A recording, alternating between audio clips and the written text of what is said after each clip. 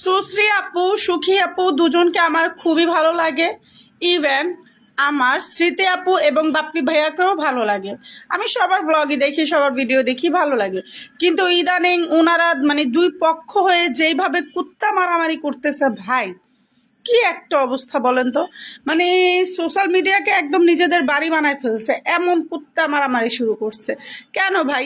আমার কথা হচ্ছে, বাপ্পি ভাইয়া সুশ্রী আপুর এক্স বয়ফ্রেন্ড ছিল, এখন বাপ্পি ভাইয়া স্মৃতি আপুকে বিয়ে করে ফেলেছে, তার মানে তারা ম্যারিড কাপল, হালাল কাপল।